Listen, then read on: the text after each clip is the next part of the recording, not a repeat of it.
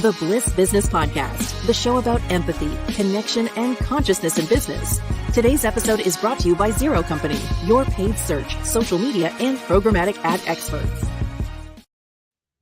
Hello, and welcome back to the show. In this short Empathy Expansion Kit episode, we are discussing the importance of empathy at every touch point in the customer journey. I'm Steven Zakash here with Tulio Siragusa. Hey, Tulio. Hey, everybody. Hey, Steven. Good to be back. So if you want to deeper dive into this topic, check out our podcasts on the 4-stage journey. This redefines the customer journey with a new emotional connection model. We covered that about a month ago. Also in February, we covered the traditional customer journey model there and why empathy is important. Both those go into very specific detail and in an in-depth manner. So this is going to be, again, a short 10-minute run through here. Tulio, I always see the customer journey as one area where marketers are really forced to kind of think empathetically. Why is that the case? Well, you really can't fully understand the customer needs and pain points unless you are empathetic in your approach to understanding it. So in the customer journey, it really is about understanding and addressing the customer needs.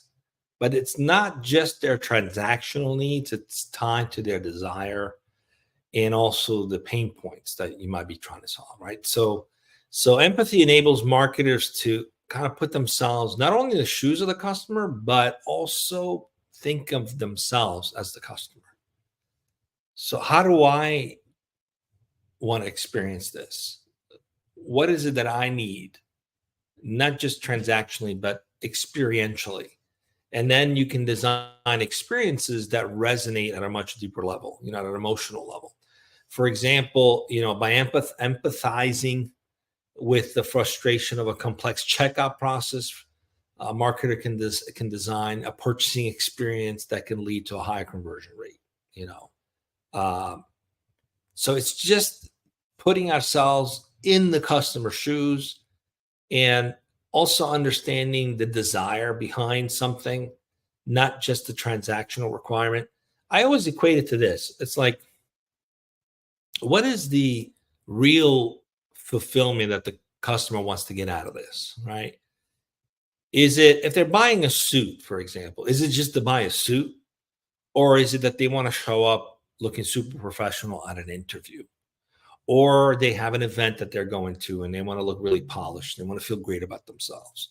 The suit is just the transaction, but the experience that they're looking for is more an emotional, something that they want that's a personal fulfillment tied to either going to a wedding or an event or an interview or whatever it is that will make them feel great about themselves wearing that suit. Right. So as a marketer, if you understand the real need, the desire of the buyer, you can align how you position that suit to them, not as just a transaction. I need a suit because I'm going to a wedding. It's more like you're going to look like $1 million at this wedding. So there's different approaches that empathetically understands the desire behind why someone wants something, not just the product or the service itself. That's a vehicle to get to fulfilling a desire. So empathetic marketing is really about going deeper and understanding the desire behind something.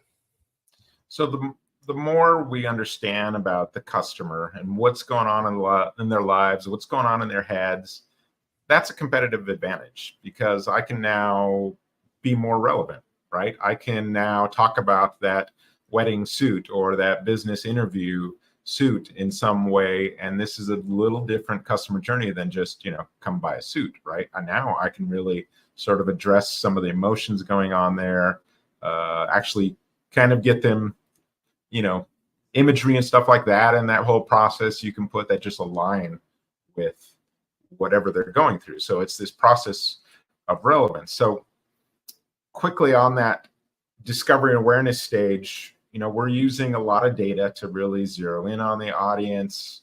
So, not just demographics, but psychographics. If I'm running like a Google campaign or something and I'm on a keyword for suits, I may also find out there are these other things going on, like these life moments.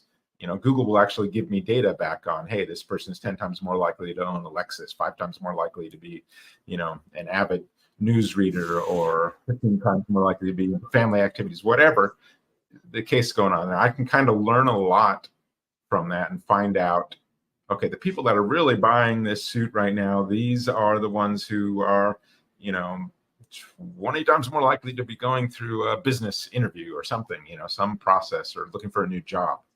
And, oh, that's my audience here. I need to speak to those people. I'm getting a high conversion rate. So the more we kind of understand that customer, what they're going through, be empathetic, understand the emotions they may be going through there, then we'll try to win their heart, right? So, and you could do that so effectively today, right? I always equate it back to how it used to be in the village, right? When we lived in small little towns, small villages before urban sprawl, right? Where everybody knew each other. So how do people learn about each other? It was like through the gossip stream.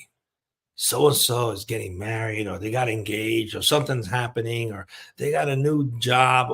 You just kind of learned about your neighbors, and everybody kind of knew each other. Whether it was good or bad, it doesn't matter. The point is, if you were a shopkeeper, you kind of knew something about your buyers because of that gossip stream, right? So I think like the data is like that gossip stream, right? Because you could track, were you looking up information about weddings? Were you looking at information about interviews? There's some insights that a marketer can gather about that user, where their mindset is at, so that, it can triangulate this idea of, it looks like they're about to go into a job interview. They've been searching for a job for a few weeks, and now they're shopping for a suit, so they really just want to look sharp for an interview, probably. So a marketer, knowing that information, can be empathetic to the desire of that buyer. That buyer is not looking for a suit. That buyer is looking to land a job, right? So that's, the suit is just a vehicle to look sharp. So there's so much data available now that really you can replicate sort of that old-fashioned gossip stream as a marketer that wasn't possible, just a few years ago. So it's a gift to have all this information if you know how to empathetically put it together to solve a problem or to serve a need that fulfills the desire of the buyer. Yeah.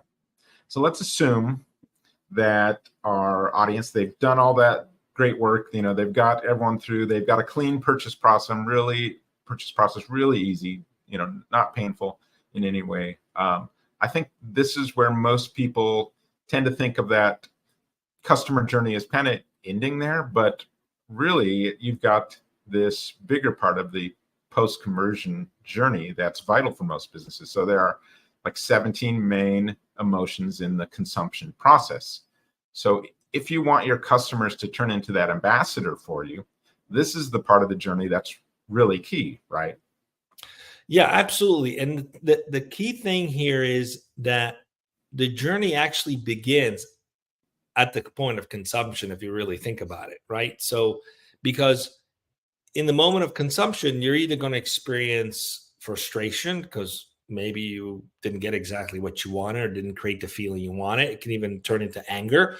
It could turn into sadness because you're like, oh my goodness, I bought the wrong thing. I don't feel good about myself. I'm about to go into this job interview. I don't feel confident.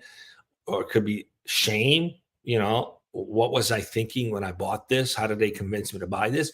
Or it could be just ecstatic joy, surprise. Wow, this fits even better than I thought it would. This is so amazing. And the next day, maybe the person lands the job and they're astonished that, wow, I really showed up sharp, confident. I'm so happy I made this purchase, right? So those emotions can be positive or negative that are tied to consumption, can turn that now buyer into an evangelist for you, because they made an emotional connection. That loop, that process over again. So it brings them back, and now you're back at the beginning of the customer journey for someone else, but it's being advocated in the best light, assuming you're doing things right, or the worst light if you did things wrong. And the customer journey then either for this next person, can go extremely well and fast, or forget it, short and dies a quick death like a shooting star. It's just gone. Exactly. I mean, think of it this way. First is a curiosity for a desire that's pending to be fulfilled. You fulfill that desire, either positive or negatively. The outcome of that will then turn that fulfilled desire, positive or negatively, into an evangelist, right? They're either going to be an evangelist in a positive way because they feel fulfilled and they want everybody else to experience that, or in a negative way because they were completely disappointed and they don't want somebody else to be disappointed. It's human nature to want to get to a place where either I feel so good about the experience, I want everybody else to have it, or I feel terrible about the experience, I don't want anybody else to have it.